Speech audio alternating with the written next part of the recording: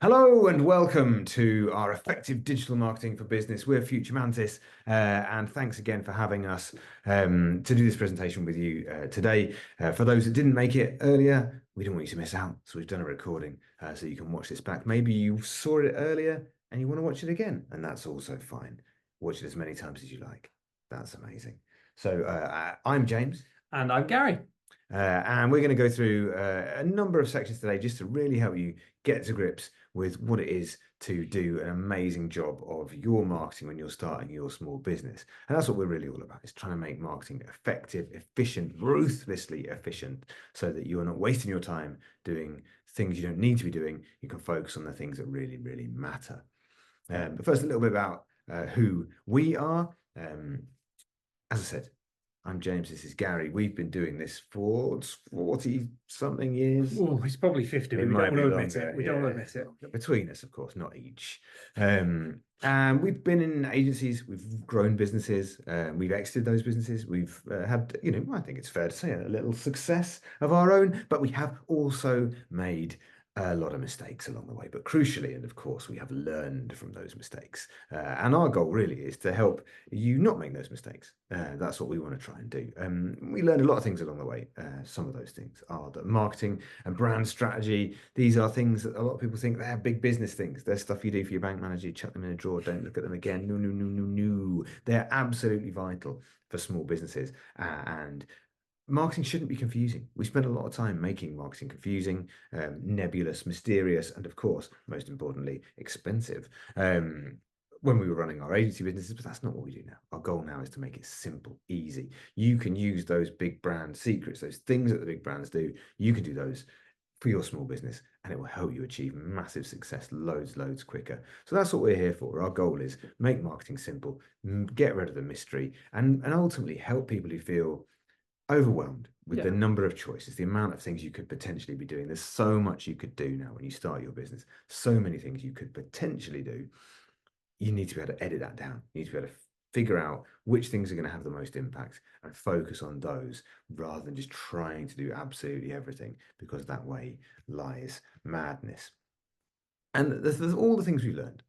This was something that I learned on my very first day in marketing back many years ago, is that marketing is not rocket science. If you can think like your customer and you can nail the basics, and if you can do those things, everything else is super easy.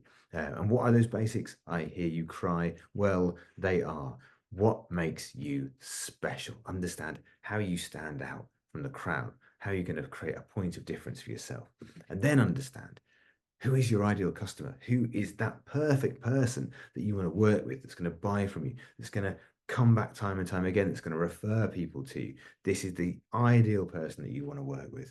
And then once you know that, we need to know where they hang out. Where are you going to find more of them? You're going to get hold of those people. And when you find them, you've identified them, you know where they are, then you absolutely need to know, what should you say to them? How are you going to make them take action? How are you going to make them buy from you, engage with you, communicate with you, whatever it is that you want them to do?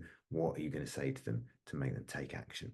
And if you know those things, everything else is easy. And that really is what makes up a marketing strategy, isn't it? That's Absolutely. And it sort of like begs up that question, which we always get asked, which is, well, I'm a small business. Do I really need a marketing? I mean, obviously you do, because otherwise why would we be running this session? But the point is, you probably need it more than a big business, because nobody on this call or listening to this recording now probably has millions of pounds sitting in the bank. They might. Well, they might. I don't think they should be on this call. If they do, drop us a message. Yes, absolutely. We can help you, but you probably don't, and you probably don't have 10 to 15 people sitting in an office ready to do it. So you actually need to be more accurate of what you do. You don't have the money or the time to take risks, because otherwise you'll end up with all of these sorts of questions that keep coming up, which for us are tactical problems that come up, but they can be solved by having a strategy. These are classic problems we get all the time. People come to us: I don't have enough time to update. I've grown through word of mouth, but I don't need it. I'm one of my favorites, absolute favorites, that bottom right-hand corner. I've got loads of engagement, but no sales.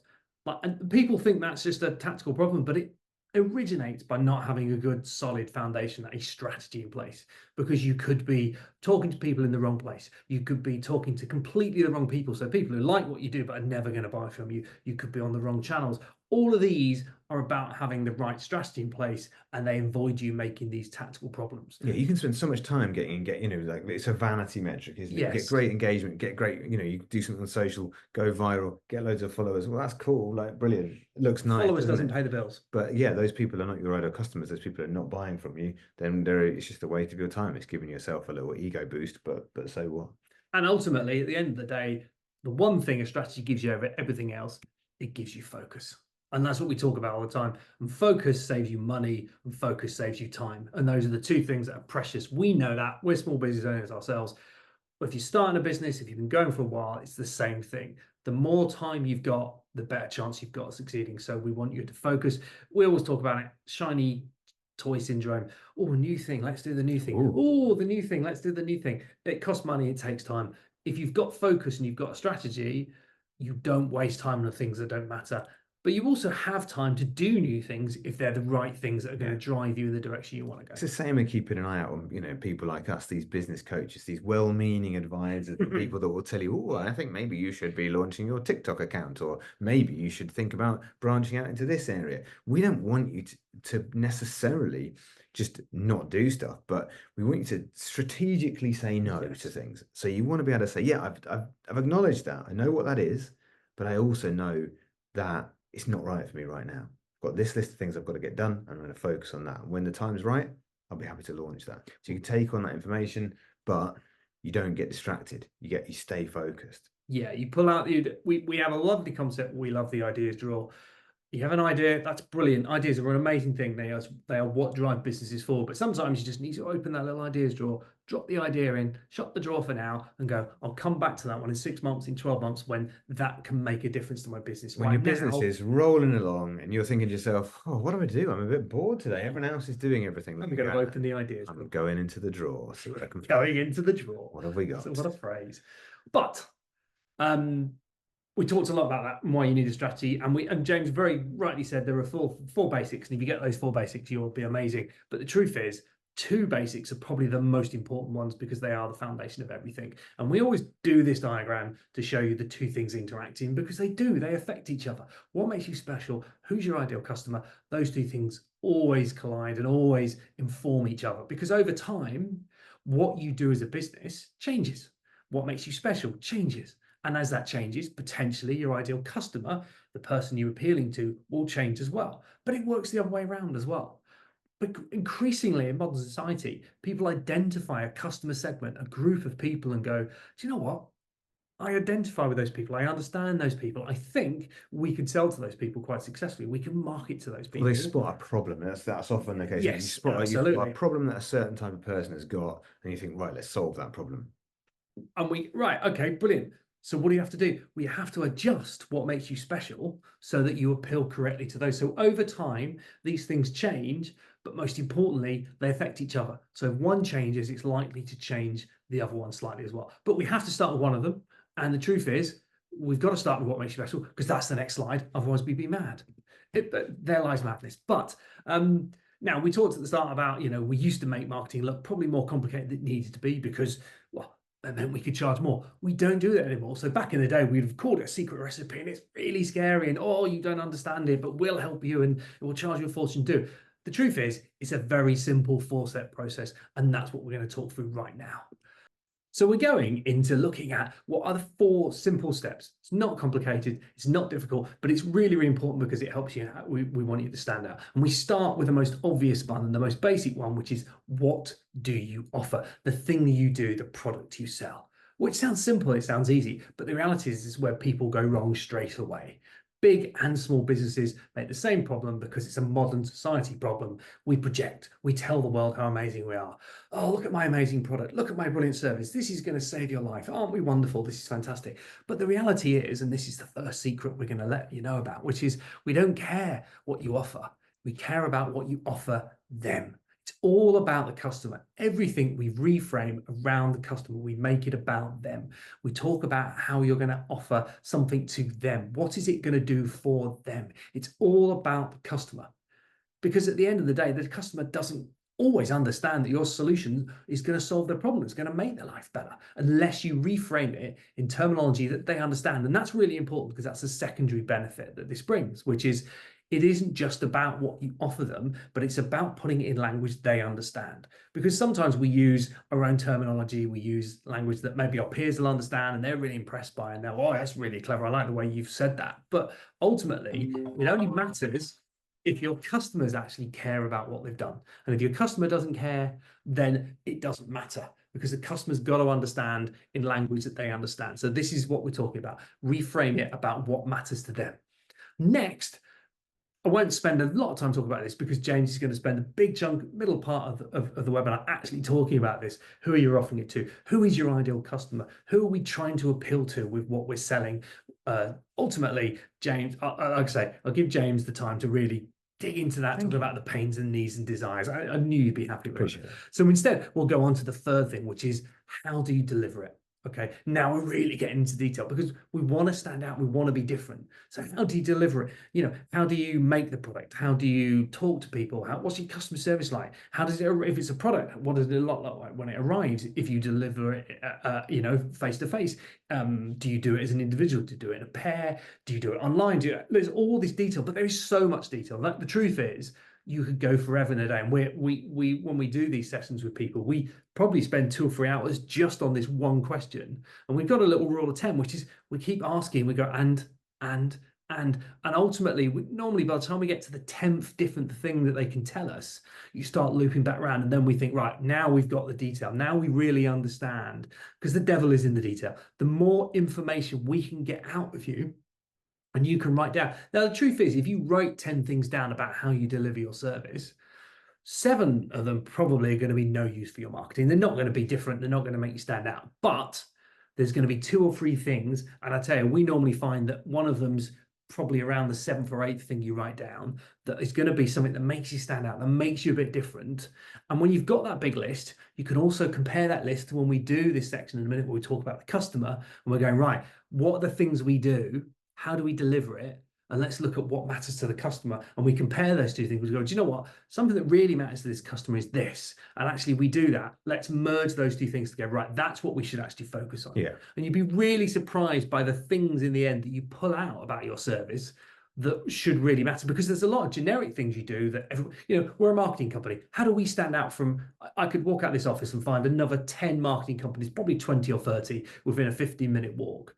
Why do we stand out? What's different about us? We don't talk about a lot of the generic marketing things that everyone does. We start talking about how we can do marketing in 30 minutes a day for you, because that's a bit different. And it's a thing that can help our customers, because we understand the pains of our customers. So rather than talking about, you know, the things that everybody else talks about, got to find the things that are unique to you and are different about you. And this is the bit where you can start to use your own, you know, again, if what you offer is the thing in the language of your customer, then the how is where you can start detailing your solution a little bit more. Maybe your solution is different to other people's solutions. The point is, there should be lots of things that are similar in the top item on what you do, less in the second one, and even less when you start building that. Yeah, absolutely. And now we get to the 4th one. And if we could see you all now, we'd watch you all shrink back and feel uncomfortable. But it is about you. You know, and this isn't about, by the way, this is definitely not about us saying everybody has to be on screen, everybody has to talk, you know, stuff like that. Lots of people are uncomfortable with that. Lots of people are uncomfortable with sharing everything about themselves. And that's absolutely fine. But the point is, your values, your beliefs, the personal things that you believe in, the reasons why you're doing this, those things matter. Because ultimately, and this started before lockdown and has carried on through lockdown, and I think it's carried on now into society, which is people do want to buy from small and local businesses. They really do. But to do that, they want to understand a bit about them. Because at the end of the day, people buy from people. And that's what this is about. This is about people. This is about people understanding who they're buying from and giving them a reason. Why should I go and trust a small business or a local business? It's because of the business personality. It's about the people behind that. Yeah, that's an absolutely crucial point, isn't it? That on the one hand, you've got this general desire that people want to support smaller independent businesses, but then on the other hand, you've also got the massive rise in scamming and dodgy websites and all this Absolutely. kind of stuff as well. So you've got to both demonstrate your story and share where you know, your history and everything that comes with that, so they want to connect with you, but then also engender trust and show them that they can rely on you, that you're going to be, you know, they're going to get what they say, that what you say you're going to give them. Absolutely. And ultimately, that is what, when combined, that's what gives us our unique business. It is about combining. No one thing is unique by itself. It is a combination of all these things that makes you stand out and different from everybody else. It's almost like a secret recipe, Gary. It's not a secret recipe. I keep telling you that. It We've got to seems stop. like We've got to lots of stop. ingredients, There's no, not ingredients. That's a mysterious formula. ingredients. That's a formula. Sounds like a secret recipe to me. It's not. Moving on now. So what we would very quickly share a few examples from people we've literally in workshops over the last couple of weeks. We've been running them, and some examples that came out to try and give you an idea of what we're talking about here. So I'm a personal trainer for busy dads, helping them fit training into their schedules using my experience as an athlete and a parent. Again, giving a little bit about their personal experience, talking about who their customer is, and talking a little bit about how, you know, how they solve a customer pain there. I won't read through all of them because you don't need to, you know, they're on screen, you can read them for yourself, but I will pick out the bottom right-hand corner because fascinating to me. You'd be surprised. We've literally in these workshops probably worked with 200 or 300 different people in the last 3 or 4 years. And I cannot count the amount of candle makers that exist There's a in lot this of candle country. makers. A lot of candle makers, lovely people out there, but making them stand out is quite different. And this one stood out because it really was quite different from all the other candle makers. I make candles for small business owners by using the highest quality sustainable materials. Okay, good so far, but still not that distinct. That increased productivity by using my experience as a business consultant. Totally different to anybody else's explanation. They dug in and found a customer type and their own background, which makes them stand out and completely different. Now, what that'll do is that won't appeal to everybody. And we'll talk about this a lot as we go through, but we don't want to appeal to everybody. We're appealing to a specific set of people. And to those set of people, this person stands out like a gleaming light, almost like a shining candle. See what I did there? I do see That's what you really did there. clever. Really clever.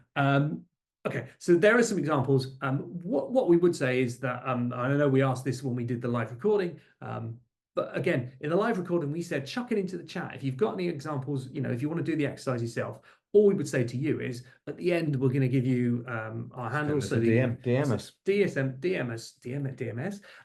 us and basically say, you know, if you've got an example of your own unique statement, send it through. We'll have a look at it and we'll send you back some thoughts. Perfect. Lovely. Right. All right. So your customer, and this is the thing, like it is, you know, I said at the very start that, you know, those 4 basics were the first thing that I learned when I started out in marketing. But really, actually, the truth was that the first thing that my boss said to me on my very first day was, if you can think like a customer, then marketing is not rocket science. And thinking like your customer is the most important thing, because actually, when you really get into the head of your customer, then all the other stuff does become a lot easier. What makes you special? You can adjust that accordingly. Your marketing is easy. Your social posts are easy. You want to think of your customer like they're your best friend, like they're someone you know as well as you know yourself, a really close family member. You know everything about them. You know what they like. You know stuff they get a kick out. You know the sort of offers they'd be engaged with. You don't get a small team of marketing people to sign off your copy when you're sending them a WhatsApp message. You just send it. You see something, you go instinctively, I know they're going to get a kick out of that. And that's what you want to feel like about your customer. So that when you think about crafting some copy that's going to go on a website, or crafting some copy that you're going to put out as a social post, you just do it instinctively and it makes everything easier. But the only way to do that is to have this real clear picture of what that customer is in your head. Because if you've just got this kind of nebulous customer, we all talk about customer personas, and you get these kind of, oh yeah, my ideal customer persona is a man or a woman that lives somewhere on earth between the ages of 20 and 56. And it's like, well, that's a lot of different people, and those people, their lives are very different, all of those different people. So we were very generic apart from 56. Yeah, I don't know why I went with 56, but we've got to be tighter. We've got to focus. We've got to say, yeah, where they live, how old they are, exactly how old they are. Really nail down a lot of those details. And when you get that detail, then you paint a picture, and then you're able to really, really instinctively communicate with that person. So The first, well, and this is the only bit of bad news in the whole session, and I do have to help you accept this I like that you have to because, do the bad news. yeah, this is it's the reality of life, right? Everyone is not your customer. I'm sorry to say. Your product or your service might be the best one in the world, and it might be something that everybody's life would be improved if they had access to it. And I've no doubt that that's entirely true. But unless you're sitting on a massive marketing budget with a massive team of people, then getting to everyone is going to be very, very difficult. And you're going to end up with this very scattergun approach, and you're just not going to get the cut through that you need to be able to achieve success. So far better to say, I'm going to focus on these people. And even if that means I'm going to repel some other people, and that's totally okay, because we want to be putting off some people so that we can create a far better connection with others. So if we imagine thinking like a business, and I want to get the biggest marketing, the biggest market opportunity humanly possible, then let's imagine I'm a website business. And I make websites for small businesses. People watching this, anyone watching this might be thinking of setting up a website. So potentially great potential audience. So I could go out with an ad that says, or a social post that says, we make websites for small businesses, and they look great and they're cheap. And that's all right. Like, you probably want to get a website done for cheap and you want it to look good. So that might be some people might go, okay, yeah, I'm interested in that. I'll maybe give you a shout. But the truth is, anyone that's got some real aspiration for their business is not thinking like that. They're thinking about how their business is going to grow. They're thinking about how great they're thinking about the challenges that they might face as they develop their business. But now let's imagine I'm a restaurateur. I'm based in Manchester.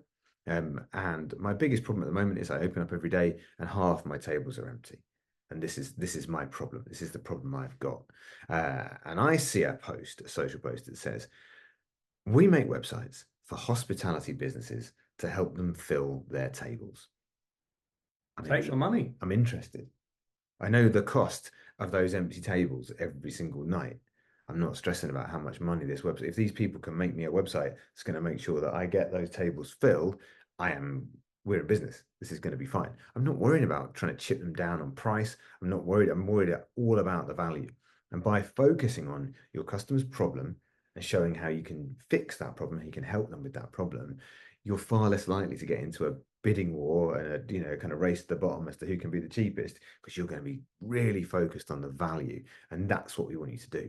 So, and yeah, okay, that does mean that for all the other people that are not hospitality businesses, they might be put off, and that's fine, because you're gonna become the go-to for those people. And you know what happens next? When you start to develop that reputation for certain areas, then you get this wonderful, wonderful thing where other customers get recommended.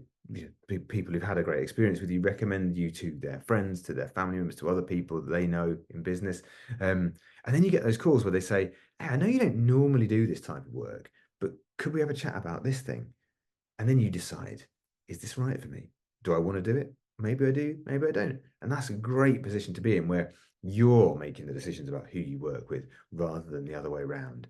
So that is what focusing on a really specific audience does for you. So how do we do this? How do we really think about the pains? How do we really start getting into the head of this ideal customer?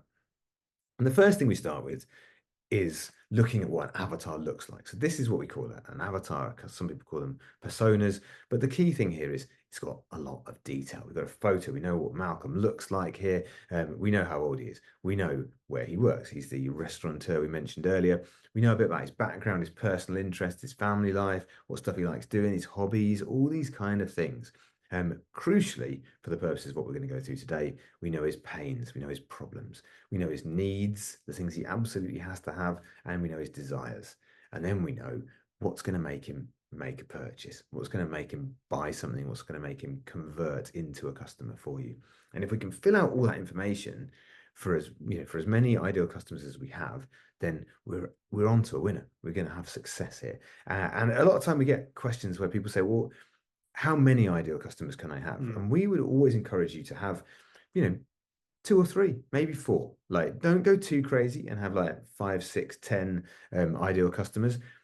really try and focus on those people, but make sure they're distinct, make sure they're individual, because then what you can do is you can understand when you're putting out your content, you can think, right, well, this one's going to appeal to Malcolm, but this one actually it's a bit more going to appeal to my second ideal customer or my third ideal customer.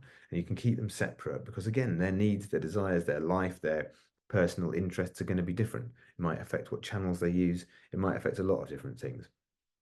And the only time that becomes a problem is if you start looking at those ideal customers and you think, yeah, they're actually directly in opposition with each other. And if that happens, then you've got to ask yourself sometimes which one of those customers is most important for me. Maybe you need to think about your business identity, your company brand, and maybe you need a sub brand or something like that. That may be the solution to that. But really try and think about focusing in on the real detail and don't try and create a big blob customer that is lots of different customers all rolled into one. So first and foremost, we want to think about their pain. And this is really focusing on the problem. And it's difficult sometimes for small business owners, people who, entrepreneurial spirit, set up a business. We're all about solutions. We're all about solving problems, not about going on about the problems. But to create that initial connection, we're going to have to do something because the truth is, people don't make decisions when they're comfortable. They make decisions when they've got problems. And that's why we saw so many businesses start up during COVID. People that, had a problem, they weren't happy with where they were, with what they were doing. They wanted to do something different. And that's what we want. We want to focus on the problem that we know our customer has because we want them to see our social content. We want to see our website. We want to see whatever we're doing. And we want them to say, yeah, that's it. They get it. They get my problem. We're talking about that restaurateur earlier. His problem is not his website looks rubbish. That's not a problem for him. His problem is half his tables are empty. That's his problem. So we need to focus on that problem, not our solution. And that again goes back to what Gary was saying earlier. The focus has always got to be on the customer's problem, not your solution. We're going to talk about our solution, of course. And so a good example for a pain, when we're trying to write down our pains, a great way to think of a pain is there should be lots of solutions to that pain. One of them is your solution, but there should be lots of other ones as well. So if you've come up with a really good example of a customer pain, if you think loads of other people could solve that pain, it's just that I happen to believe that our solution is better than all the other ones. Then we're going to think about what are their needs. What are the things that they absolutely have to have when it comes to working with you or your product or your service? We often talk about this, the itch, that we want to scratch that itch Ugh, as quickly. Well, a horrible analogy, but that's we do want to very do it. We want to scratch their itch as quickly, as easily, as efficiently, and crucially for the right price. And when we say for the right price, we do not mean no for the cheapest price. We mean for the right price, and that might mean a higher price. The key here again is by focusing on value, by focusing on how we solve the problem, we don't focus on being the cheapest. And so we talk about our mistakes. My biggest mistake I made when I first started out was thinking, oh, I'm a marketing agency, there's loads of marketing agencies. The best thing I could probably do is be cheaper than all the other people. Try to be cheaper. And yeah, okay, won a bit of business on the back of being cheaper than other people, but then quickly realized that the type of work I was getting wasn't the greatest. The type of people I was working with, not the best kind of customers. People that generally buy the cheapest thing are not always the easiest to work with. So focus on the value that you deliver instead. And when we're talking about the needs, we are always talking about detail here, really. When we're talking about need-based marketing, we're talking about features, we're talking about, of course, about benefits, but we're thinking of detail, and that's really important. So let's some examples of needs. I've got a cold, I need some medicine. I've had a car accident. I need a garage. I'm working from home. I need a desk. I need a computer. But remember, they can be subjective. So we all need toilet paper, whether we like to talk about it or not. However, if I'm working from home and I've got that printer that I needed, then I need paper to put into that printer. Not everyone needs it, but for this person working from home, they do. If I'm an artist, then I need art paper. I can't do without it. I cannot do my job. So again, that is a need for that particular person. Now, I quite like doing some sketching at home with the family, with the kids. So for me, it's quite nice to have a sketch paper, some art paper around and about the house. But it's not. I don't need it. It's not vital. It's not an absolute requirement. So that means that if it gets too expensive or times are a little tough, it ain't going to get purchased. It's going to be pushed by the wayside. or I might buy it if it's on special offer or something like that. So again, think about your customer, think about whether they absolutely need the things that you offer or whether it's just a nice to have, it's just an optional thing. And then think about the desires. So this is much more broader, much more emotional. Generally, often can be considered an upgrade, an aspirational thing, something where they're picturing where they want to be. It's not really about features and benefits. It's really about selling a lifestyle, selling an experience, something that's better than the thing that, than the basic version of that. And we often find this with ideal customers, where for some ideal customers, what you offer will be considered to be a desire, a luxury. It's better than the basic version. But when we think about them as an ideal customer, maybe they do need that. And a great example of this is often to do with sustainability. We find a lot of people have that kind of, I want my product when I buy it to be sustainably sourced. But, if it's too expensive, then I'm probably willing to compromise my high moral ground and go for something that was made in China. And for those people, if your business is 100% built on sustainability as a core part of its business, then sustainability has to be a need. It can't be a desire, because if a desire is optional, a desire is something that could easily get compromised on, whereas a need is something the person will never compromise on, and that's absolutely vital. So good examples of these. I need a gift, but I want something that's unique. I need a car, but I want alloy wheels or like tinted windows or flames on the side, or those wheels that like bounce up and down. You can tell James is not a car-based man. I know everything about cars. I learned from the Fast and the Furious, and I don't. If there's anything else to learn, I don't think it matters. No, frankly. but you know what? And cars is probably the best example of desire-based marketing, because ultimately, when we're talking about desires, nobody, and this is again little. No, I don't want to offend anybody by saying this, but nobody needs an £80,000 Mercedes. It's not a need in life, it's a desire. And that's car manufacturers know that. That's why you never see detail in a car advert. You don't see lots of detail. But some people think they do, and that's the thing. Then that's the point. That's why why it's all subjective, because exactly. But ultimately, you don't see car adverts for an expensive car. Don't go about the detail of the wheels. They don't talk about how much room there is in the glove compartment. How many USB ports they've got. Things that matter to you, but they don't matter to most car buyers. No. And the reality is, what they do is they show you lovely pictures of flowing hair when someone's in the back of a car, or they're driving through the centre of Manchester or London. Or but if they were in Manchester, it would be a very clean version of Manchester. There'd be no potholes. Everything would be clean. No other traffic. No traffic. Never. No roadworks. No. Nothing. No, you're not stuck in traffic lights. Anything like that. It's just, and it's this idealized view of the world, because they want you to go, if I buy this car, my life's going to be lovely. Just that's what it's going to feel like. And it's the same. And even if, again, you can take that concept, even if the car is, it's a very practical car. It's focused on how much it does want to articulate how much space they've got in the boot. They don't show you folding up a pram and putting it in the boot. They show you that you can fit a surfboard on the boot. They show you that you can get the old clubs in the back. All these amazing adventures you're going to go on if you just bought this car. You'd be driving up mountains. You'd be doing all sorts of amazing stuff. And that's what because they know that's the desire for that. That family person, their desire is they're going to go on all these adventures with their family and all this wonderful stuff, and that's what they're going to sell, and that's what the difference is. So when you're watching the ads do that, like look at ads on the TV or any streaming service or whatever else. Look at the difference between an ad for washing up liquid, something that people need to have. They're talking about how quick it is, how efficient it is, all this good stuff, and they often will talk about the value, the price.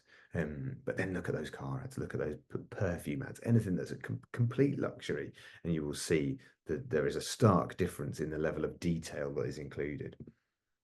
And then the last thing we want to think about is their purchase drivers. This is what is going to make them make that decision, take action. We know we got them on the hook, right? We said, we get your pain. We've brought them in. We've told them about their needs and desires. We told them how we're going to help solve their problem. But now we want to get them to make a decision. And this is often the thing we talked about before, where people have great engagement, but nobody buys anything. Yeah. Well, it's because they don't manipulate those purchase drivers.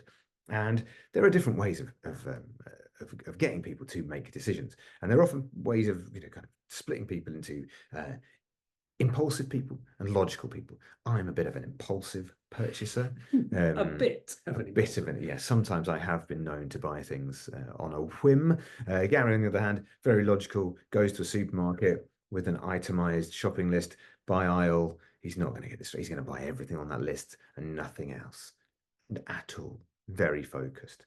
Boring, yes, but saves a lot of money that way. Yeah, okay.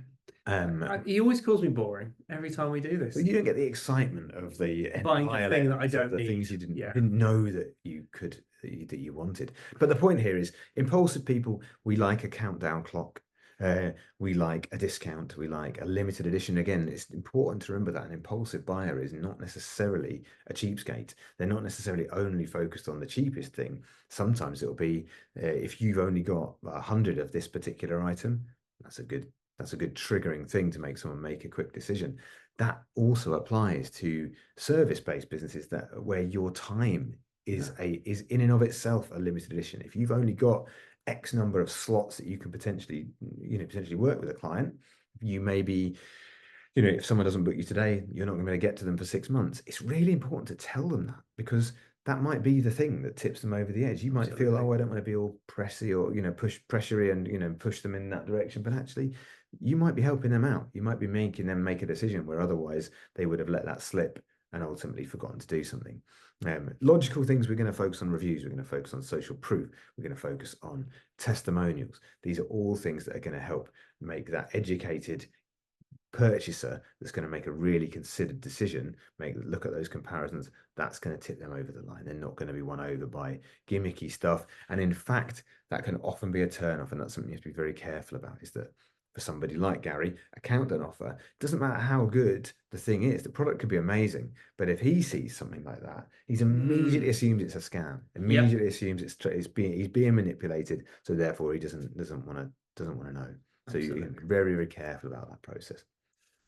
Okay, so we've talked a lot about how to stand out, what makes you special, and focusing really in on that customer. And that really, as James said it, as much as all of these things matter, understanding that customer is the single most important thing. And really what we're just going to do very quickly at the end here is just show you a couple of examples of how we use that ideal customer, how we use them to make some other decisions around the channels and around the messaging we do. So again, we're not going to go into massive detail about the actual channels themselves, but if you remember Malcolm earlier, and we had that information, we showed you that example of that Malcolm. I mean, we've got detail about them. We know a little bit about them, about their needs. But we also know about what channels they're interested in, and ultimately, we use that to make key decisions, because ultimately we talked at the start about focus. We talked about focus, and we talked about how do we not waste our time, because time is such a, as much as money's crucial for small businesses, so is time. It really, really is. And the way we do that is by focus. And that's what this strategy is all about. It's about focus, because at the end of the day, you shouldn't go and try and be in every single one. It's amazing. I mean, if you look at this, the amount of options, let's be honest, when James and I both started out, there were probably 5 or 6 different options at most. At best, if we were lucky. You could advertise on a horse and trap. I don't think it was quite that bad, you but could you could send some leaflets out. Skywriting, they had. No, they didn't have planes. No, they didn't have planes back then. No, very good. But you had leaflets. You had maybe the ability to phone people up. You certainly didn't have email, so you weren't going to do that sort of thing. Or you could maybe put something in a local magazine, or maybe a push at the cinema. But they were really limited in the options you had. Now it's amazing. Modern society, you have all of these options, and there's more than this. We just put a few up to give you examples. It sounds like we're 100 years old. They definitely did have email when I started work. I did genuinely. I did not have not in terms of a marketing option. Right. I think email was just a communication tool at that point. So I think that's fair to say. The point being is that you've got all these options which are brilliant, but the reality is you can't be in all of them, because when you're trying to be in all of them, it's exactly the same problems we talked about earlier with the customers. You'll do a very poor job of each one of them, because you'll be spreading yourselves too thin. You don't have the manpower. We talked about it. You don't have millions of pounds, and most importantly, you don't have a big marketing team who can make sure that you're properly in Facebook, communicating and engaging with people, and doing wonderful things on Instagram, and doing amazing videos on TikTok, and doing a brilliant YouTube channel, and sending out local messaging, and making sure Google My Business is up to date, and you're sending some really good marketing emails, and you're talking to people on phone, etc., etc., etc. The point is, Sounds like a You're lot. better off. It is a lot of stuff. And the point is, what you'll end up doing is if you're in 10 channels, you'll do a really poor job of each one. We always recommend just starting off with 3 or 4 channels and doing a brilliant job. But how do you choose those channels? How do we choose? How do we Well, choose? how? Well, we've all got Malcolm. Malcolm has already told us He's what helping us things out, he's isn't interested in. he? But he's But still got quite a lot. there's more than Malcolm because we said most people are going to have between Indeed. 2 and 4 different customers. Oh, So look. we've got Sumitra and we've got Emma. And what do we know about them? Well, we also know the channels they're interested in. And ultimately, if you follow it through, what we do is we find the places that most of our customers are at. We go and we go, okay, I know that possibly someone's on Facebook, and I know some of our customers will be on TikTok, and I know some of our customers will be responding to direct marketing. But the majority of our customers are all on Instagram, and the majority of our customers are all use YouTube. So as a result, let's focus in on those channels. Let's just be amazing at those 3 channels, do the absolute best we can, maximize them. And then once we've got those right, maybe we add a 4th, maybe we add a 5th. But the point is we find the ones that we get the maximum value for first, and then we move on to the next one. So again, just to relay the message, look at your ideal customers, identify what channels they're looking at, find the crossover between your different ideal customers and go, right, that's where I focus first. All right. So there's 4 things. Quick test. Can we remember what they are? Well, they are, of course. What makes you special? Who's your ideal customer? Where do they hang out? And the last one, what do we say to them? And if you're anything like either myself or Gary, you will have a social media feed that contains a lot of very generic advertising, trying to reach out to a number of different pains that we may or may not have at various points. And that's true for Malcolm as well here. So we've got Malcolm and we know all this stuff about him. And Malcolm is a real Genuine avatar avatar. that we worked on. And it wasn't for a restaurant business, actually. It was for a personal trainer. And the personal trainer we mentioned right back at the very beginning. Personal trainer that was focused on working with busy working dads and helping them to get health and fitness into their general lifestyle, where their problems actually were about time, lack of time, all this kind of stuff. So what we know about Malcolm, again, we know he's got a kid. He's struggling to keep up, to roll around on the floor with them. He's struggling to run around the garden. He's feeling out of shape. He's got a bad back. A lot of these problems on his feet all day in the restaurant. These are the problems that he has. His problem is time, and his problem is that he doesn't want to go to the gym. These are the kind of problems that he has. And we've got all these kind of things. We highlight some of those so we can see exactly which ones we're going to focus our efforts on. But his social feed looks an awful lot like mine does, and a lot like Gary's, where we got a lot of these before and after kind of images, where I could go from looking like this to looking like this with 15 minutes a day. Like oftentimes they're just people sitting on a chair and sort of rocking back and forth for like 2 or 3 minutes a day, and that seems to do the job. And it does seem amazing if it works, but I don't believe it. And Malcolm doesn't believe it because Malcolm doesn't look like that, and he doesn't want or expect to look like that.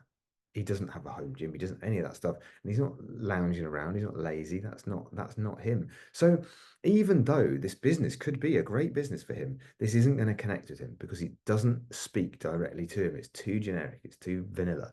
In fact, what Malcolm wants to see is something a bit more like this. That resonates with me. Yeah, my back hurts. Like it does. I'm not comfortable. I don't feel like I feel as good as I could possibly feel. And what's his motivation? What does he want? What is the after for him? The aspiration for Malcolm is he wants to be able to pick his kid up in the air, 10 years from now and not be out of breath, not have a bad back, not be aching, be able to run around in the garden, be able to coach the school football team, be able to do the father-son, father-daughter sports day, all this kind of stuff. These are the things that ideal customer really relates to. And for some people, they're going to go, oh, that doesn't mean anything to me. And if what you want is a ripped 6-pack, then you're like, well, that doesn't really appeal. And that's fine, because for this particular personal trainer, that was not who they were looking for. And that's what you've got to find is what is that message that's going to connect you with your ideal customer, that's going to form that bond that might make other people go, no, that's not really for me. But if you find that connection, you're going to form a far deeper relationship much quicker. And that's going to get them connecting with you, engaging with you, and ultimately you're going to convert them into customers far, far more easily than you will if you just go for the generic vanilla marketing. And hopefully that's like, I mean, we always end by doing, and by the way, just to be really clear, these aren't the end adverts. We ham them up to show you things. The actual advert that actually happened was just a lovely shot of a man who was struggling at work. You see a few pictures of him being in a very enjoyable environment in the personal training gym. And then there's a picture of him kicking a ball around because he's become the coach of the local football team. Again, as James says, not necessarily appealing to everybody, but to the specific customer who works really well. But the point is, this is what we'd be leading to. This entire process of this strategy takes you from what we call generic, vanilla, boring marketing that doesn't appeal to anybody because you're trying to appeal to everybody and actually only appeals to a small subset. But to those people, and this is genuine for these guys who did these ads, they were running those ads for ages. They got loads of people clicking on them and nobody ever bought. And as soon as they change it, I think they halve the amount of people that showed an interest, but those people were all buying from them. Yeah, and that's conversion. the point. Yeah. We want to market to people who will actually buy from us as opposed to just trying to get as many people as possible that are interested. Yeah. And crucially, they were people that they could actually help. And that's the most Yes, important thing. yeah. Again, they're the right customers for them. Yes. So hopefully that's given you just, and again, in 40 minutes, we try and pack as much in as possible, and sometimes probably too much. But the point is, we try and pack it in so you've got an idea, get a real core basic in place. But if you want to get more information, just quite frankly, we just put loads of stuff out there all the time just for the fun of it. If you go onto our social media, probably the best place is to follow us on Instagram at futuremantis_, and go to the website. There's loads of free stuff in there. The truth is, we're terrible for this. We don't really sell anything. We just give away loads of free ideas because it's just a community. It's a community of people who are starting businesses, that are small business owners, that's all about just helping each other and sharing ideas. And that's what we do. Ideas like we shared today. And again, as we said earlier, if you've tried to do a couple of the exercises that we've talked about as we've gone through, like, what's your ideal statement, building a customer avatar, share them with us. Go onto the website, go onto our social handles, send us a DM. And anybody who sends this stuff through, we always respond, always love hearing from people. So if there's anything we can do from that perspective, please do get in touch. And ultimately, at the end of the day, it's all about part of this is all towards the Helen Barrett Bright Ideas Award. So if there's anything more you need to find out about, the web address is there. Please do go to that website address. There's loads of information. We're definitely not the right people to explain that for you, but we wanted to put the address up at the end in this recording so that you can see and you know exactly where you're going. So hopefully that's been of use. If anybody needs anything, you know where to find us. We showed you that information. And if you need anything specifically to do with the Bright Ideas Award, please do go to the website. And it's an amazing idea. And there's some fantastic businesses that have come on the back of some of the sponsorship that have come through this. So please, hopefully that it will be you in the future. Excellent. Yeah. I just want to say thank you. Thanks for having us. I hope that's been valuable and useful. And again, we hope to hear from you and speak to you again soon. Cheerio. Bye-bye now.